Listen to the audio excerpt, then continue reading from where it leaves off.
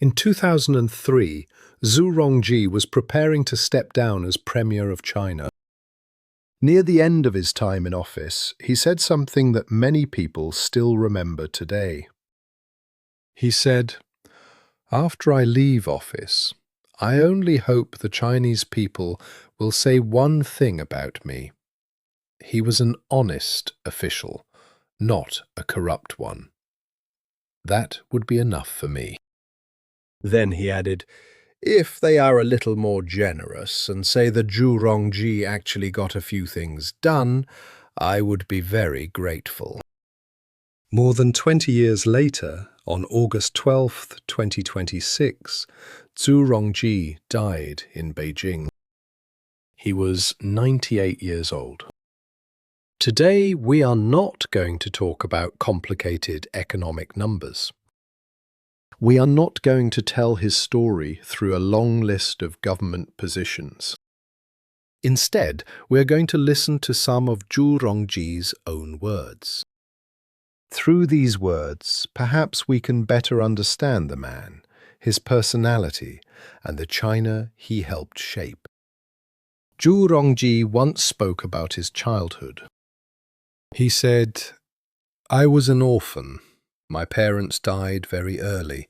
I never saw my father, and I had no brothers or sisters." Zhu Rongji was born in Changsha, Hunan Province, in 1928. His father died before he was born. His mother died when he was still young. Later, Zhu spoke about finding a sense of belonging in the Communist Party. He said, "I found the party in 1947. The party became my mother."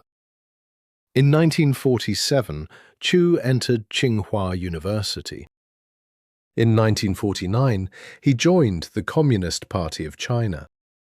From an orphan who lost his parents at a very young age, he eventually became Premier of China. His life crossed some of the most dramatic periods in modern Chinese history. Many years later, Zhu Rongji stood at the center of China's economic reforms. One of the biggest issues at the time was China's effort to join the World Trade Organization, or WTO. The negotiations were difficult. China and the United States had to reach agreements on many important issues. During this process, Zhu once announced, "Today I have some good news to announce."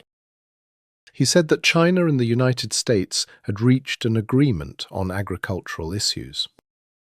He explained that this was an important part of China's WTO negotiations. Today, WTO may sound like just 3 letters from a history book. But at the time, China's entry into the WTO was a huge decision. It was about China's future relationship with the global economy. In 2001, China officially joined the World Trade Organization. After that, China became much more deeply connected to global trade. Chinese exports grew rapidly. Foreign investment increased. Chinese factories became an increasingly important part of global supply chains. China gradually became known as the factory of the world. Zhu Rongji was one of the key figures in this historic process. As Premier, Zhu Rongji also spoke publicly about Taiwan. His words were very direct. He said, "The Chinese government has said many times that we will do our best to achieve reunification by peaceful means." But he also said, "We have never said that we would give up the use of force." Whatever people think about these words, they show something important about Zhu Rongji's public style. He was direct.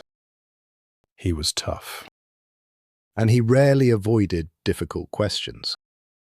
That is one reason why, even many years later, people still watch clips from his press conferences. In 1998, Zhu Rongji became Premier of China.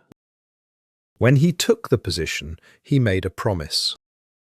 He said, "I will faithfully perform my duties and work with all my strength, so that I will not disappoint the trust the people have placed in me."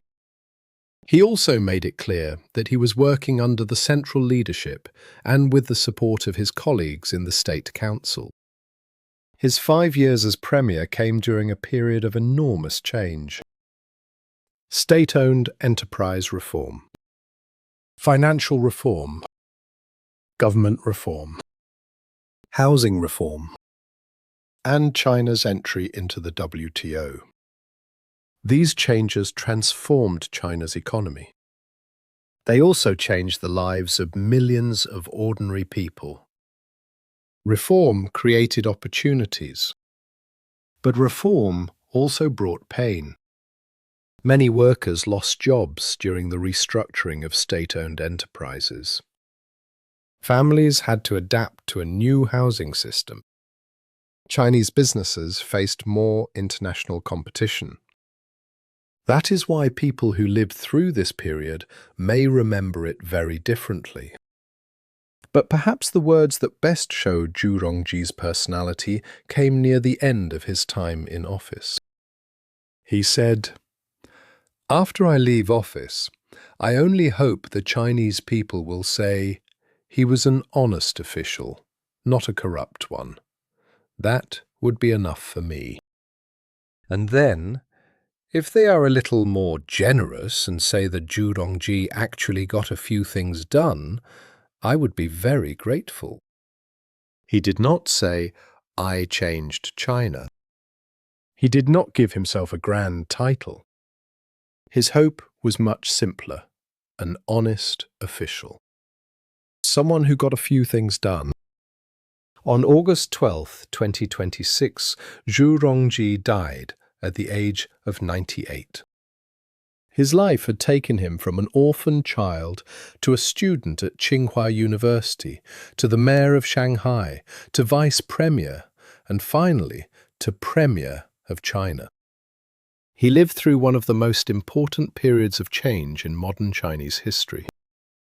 And he became one of the important figures who helped shape that period. How should we remember a political leader? By economic growth? By the reforms he introduced? By the difficult decisions he made? Or by the lives that changed because of those decisions? There is rarely a simple answer. Zhu Rongji's reforms created opportunities, but they also came with costs. His time in government remains an important and sometimes debated part of China's modern history. Perhaps history will continue to judge his legacy for many years. But today, after his death, we can listen again to the words he left behind. "I only hope people will say, 'I was an honest official.'" And Zhu Rongji actually got a few things done. More than 20 years after he left office, perhaps that is the question we can leave to the audience. Did Zhu Rongji get a few things done? And more importantly, how did those things change China? Let me know what you think in the comments. Zhu Rongji, 1928 to 2026.